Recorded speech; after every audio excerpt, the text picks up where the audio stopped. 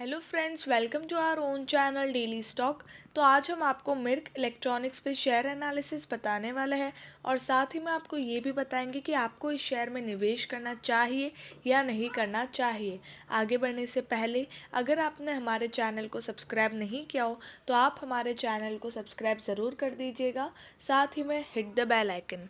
सबसे पहले हम आपको कंपनी के बारे में बताएंगे कि कंपनी क्या काम करती है, उसके कॉम्पिटिटर्स कौन कौन है, शेयर प्राइस चार्ट बताएंगे, शेयर होल्डिंग पैटर्न बताएंगे एंड क्वार्टरली रिजल्ट का एनालिसिस करेंगे। So let's begin.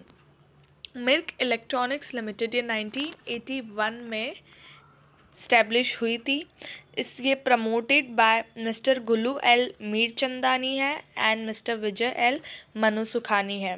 तो आप भी यही सोच रहे होंगे, यार मिर्क इलेक्ट्रॉनिक्स ये तो हमने कभी नहीं सुना है, लेकिन इसकी जो ये कंपनी का नाम है, लेकिन जो इसकी ब्रांड है वो ओनिडा कंपनी के नाम से जानी जाती है। ओनिडा बहुत लोगों ने यूज़ किया होगा, स्पेशली उसकी टेलीविजन्स यूज़ किए होंगे क्योंकि ये कंपनी टेलीविजन्स भी सेल करती है।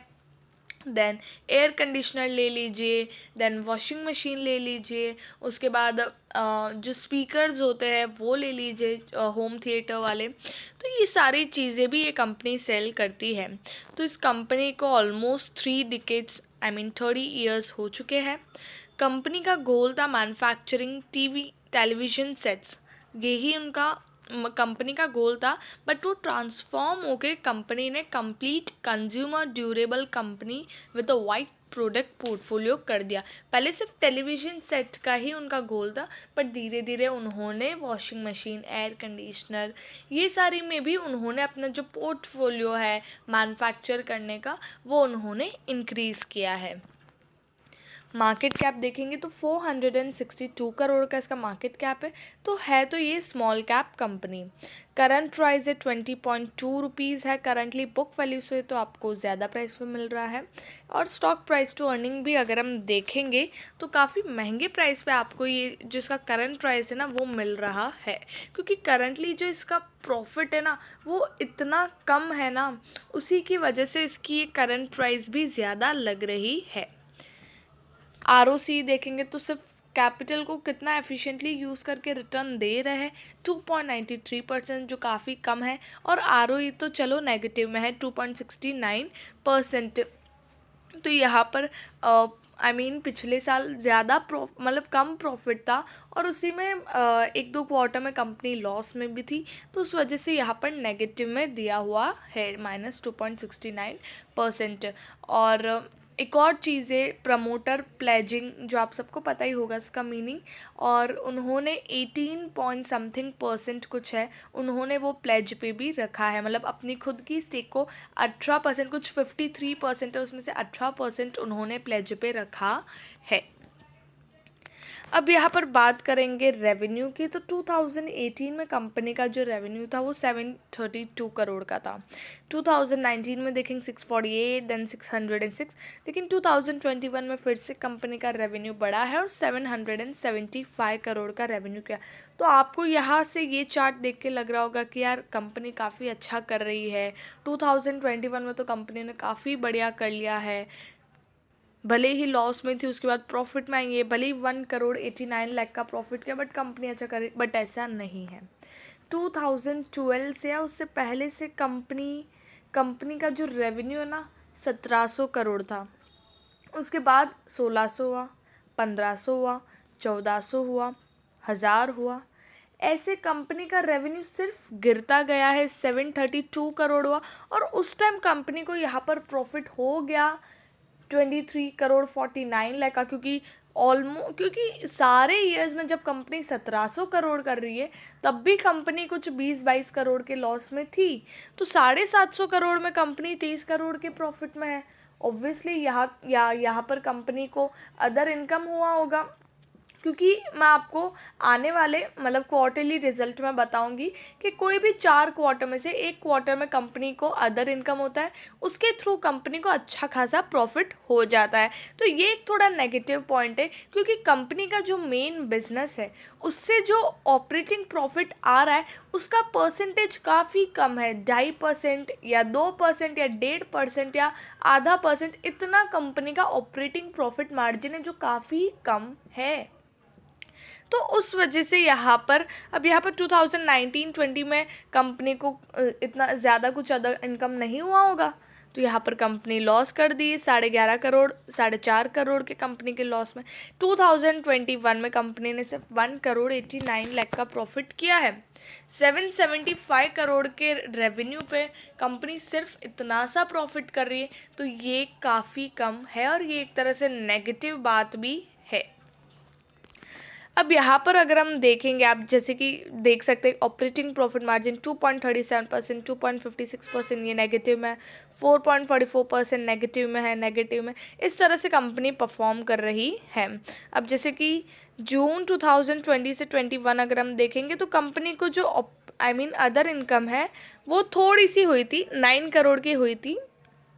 उस रीज़न से यहाँ पर 1 करोड़ 89 का कंपनी को प्रॉफिट हुआ है, क्योंकि उस समय कंपनी को 11 करोड़ का प्रॉफिट हुआ था। नेक्स्ट क्वार्टर में 1.5 करोड़ का हुआ, यहाँ पे 12 लाख का हुआ। उससे पहले जून 2020 में कंपनी को इतना लॉस भी हुआ है, तो ओवरऑल 1 करोड़ 89 के प्रॉफिट में आई है।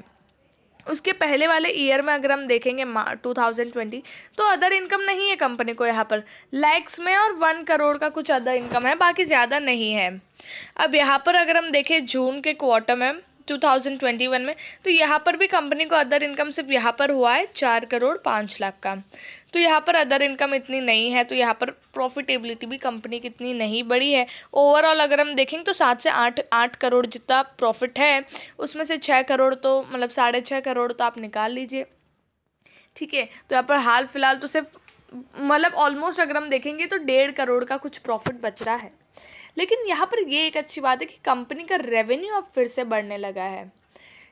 जून 2021 में तब भी इतना अच्छा कुछ नहीं था, लाइक माहौल कोरोना का थोड़ा इम्पेक्ट था, तो उस टाइम कंपनी का कुछ 174 करोड़ का रेवेन्यू है। जून 2019 में तो कुछ भी नहीं था, सब कुछ अच्छा था, बट स्टिल कंपनी ने 177 करोड़ का रेवेन्यू किया। सितंबर में देखेंगे सब कुछ ठीक था, 392 करोड़ का कंपनी ने रेवेन्यू किया। दिसंबर में 379 करोड़ का रेवेन्यू किया। तो यहाँ पर ही कंपनी ने 800 करोड़ तो यहीं पे कर दिए। 800 करोड़ में कुछ थोड़ा सा कम है, ये काउंट कर लो, तो 900 करोड़ जितना तो कंपनी ने यहीं पे रेवेन्यू कर दिया है। जबकि पिछले 2021 में कंपनी ने यहाँ पर 775, तो कंपनी ने रेवेन्यू तो अब यहाँ पर बीट कर रही है। मार्च के क्वार्टर में भी होप्स हो कंपनी 300 करोड़ जितना रेवेन्यू कर ले, तो आराम से यहाँ पर कंपनी का 1100-1200 करोड़ जितना 1200 तो नहीं बट 1100 करोड़ जितना रेवेन्यू हो सकता है। तो यहाँ पर कंपनी रेवेन्यू तो बीट कर देगी, और प्रॉफिट भी अगर कंपनी अच्छा खासा कर दे तो थोड़ा बहुत कंपनी का प्रॉफिट भी थोड़ा बहुत इंक्रीज़ होगा, क्योंकि ज़्यादा तो नहीं होने वाला है। 3 क्वार्टर में कंपनी ने काफ़ी कम किया है, सिर्फ 1.5 करोड़ का प्रॉफिट है। नेक्स्ट क्वार्टर में ज़्यादा से ज़्यादा क्या ही कर लेगी, तो अगर अच्छा करती है तो इट्स बेटर, बट चांसेस है कि कंपनी उतना ही प्रॉफिट करेगी, क्योंकि हर साल कंपनी का ऑपरेटिंग प्रॉफिट मार्जिन ही इतना कम है कि आगे लाइक इतने चांसेस नहीं है। उसी वजह से शेयर इतना पीछे है, या फिर आप बोल सकते हैं उसका जो शेयर प्राइस है काफ़ी कम है। प्रमोटर्स 52.91 से 53.36 हुए हैं, ठीक है। फॉरेन इन्वेस्टर्स 1.40 से 1.36 हुए, उन्होंने डिक्रीज़ किया था 1.22 इन दिसंबर 2021। मार्च में उन्होंने फिर से इंक्रीज़ किया 1.36, तो ये काफ़ी अच्छी बात है, थोड़ा बहुत इंक्रीज़ किया है। DIIs नहीं है यहाँ पर। पब्लिक 45.61 से 45.28 है, तो यहाँ पर ठीक है। शेयर होल्डिंग पैटर्न यहाँ पर ठीक ठाक है कंपनी की।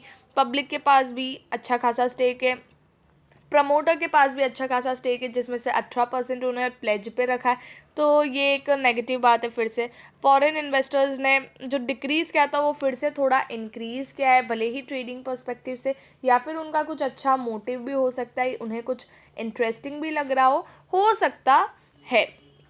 तो चलो यहाँ पर ठीक ठाक है कंपनी की शेयर होल्डिंग पैटर्न। अब मिर्क इलेक्ट्रॉनिक्स के अगर हम देखेंगे कॉम्पिटिटर्स, तो यहाँ पर डिक्सॉन टेक्नोलॉजी है जिसका करंट मार्केट प्राइस 4197 है। देन बीपीएल है, शार्प इंडिया है, कैलकम विजन है, सलोरा इंटरनेशनल है, देन केसीडी इंडस्ट्रीज़ है। तो यहाँ पर अगर हम कंपेयर करें तो सबसे कम पी पे तो 130 के पी पे मिर्क इलेक्ट्रॉनिक्स मिल रहा है, बाकी सब तो लॉस में है। उसी वजह से यहाँ पर कंपनी के प्राइस टू अर्निंग नहीं दिए हुए हैं। ठीक है, सेल्स भी अगर हम देखेंगे तो दूसरे नंबर पर आ रही है कंपनी की सेल्स भी 379 करोड़ की सेल्स है, जहाँ पर कंपनी का जो प्रॉफिट है वो 2 करोड़ 65 लाख का कंपनी का प्रॉफिट है। अगर हम देखेंगे तो डिक्सॉन से तो कंपेयर नहीं कर सकते, काफ़ी बड़ी कंपनी है और अच्छा खासा एस्टैब्लिश्ड कंपनी है। मिर्क इलेक्ट्रॉनिक्स भी है बट स्टिल अभी भी काफ़ी छोटी कंपनी है और इसके कॉम्पिटिटर्स भी बहुत आ गए। अगर हम देखेंगे तो ओनिडा अब लोग इतना ज़्यादा नहीं चूज़ करते क्योंकि उसके कॉम्पिटिटर्स इतने ज़्यादा है। जैसे कि सोनी ले लीजिए, अभी टीवी हम देखते थे, पहले लोगों के घर में दिखती थी, अभी वो भी अपनी टीवी बदलवा के या सोनी में जा रहे हैं या फिर दूसरी जैसे कि एमआई की ले लीजिए। ऐसी बहुत सारी कंपनीज़ है जो टीवी सेल कर रही है और ऑलमोस्ट लोग ब्रांडेड और अच्छी कंपनीज़ में ही जा रहे हैं एज़ कंपैरेटिव टू ओनिडा। ठीक है, तो अब लोगों के घर इतनी ज़्यादा ओनिडा ब्रांड नहीं देखने को मिलती है, बट स्टिल यहाँ पर कंपनी का रेवेन्यू बढ़ रहा है तो लोग ले तो रहे हैं। ठीक है, बट कॉम्पिटिटर्स इतने ज़्यादा है, ये भी एक कंपनी के लिए ड्रॉबैक है। 5 ईयर हाई है 64.70, जो 2018 में कंपनी ने 5 ईयर हाई बनाया था और अभी उसके बाद से वो नीचे ही चल रहा है। थोड़ा बहुत ऊपर आया, अभी भी स्टिल वो नीचे चल रहा है। 64.70 इसका हाई है, 20.05, 1.72% आज ये गिरा था। तो अब मैं आपको ये लॉन्ग टर्म पर्सपेक्टिव से तो ये शेयर सजेस्ट नहीं कर सकती हूँ क्योंकि कंपनी की प्रॉफिटेबिलिटी काफ़ी कम है। उस रीज़न की वजह से ये एक अच्छी बात है कि कंपनी का रेवेन्यू बढ़ रहा है, तो आने वाले समय में अगर ये कुछ अच्छा और लाते हैं तो यहाँ पर कंपनी और वो एक अच्छा सोर्स भी बनता है प्रॉफिटेबल का, देन यहाँ पर कुछ अच्छा हो सकता है। बाकी प्रॉफिटेबिलिटी काफ़ी कम है तो ये भी कंपनी का एक ड्रॉबैक है। और ट्रेडिंग पर्सपेक्टिव से अगर आपको लेना है तो आप ले सकते हैं, बाकी मैं आपको लॉन्ग टर्म पर्सपेक्टिव के लिए ये शेयर सजेस्ट नहीं करूँगी। आई होप आपको मिर्क इलेक्ट्रॉनिक्स के बारे में सब कुछ समझ में आ गया होगा। अगर आपको वीडियो अच्छा लगा हो तो please like and share and subscribe our channel. Thank you.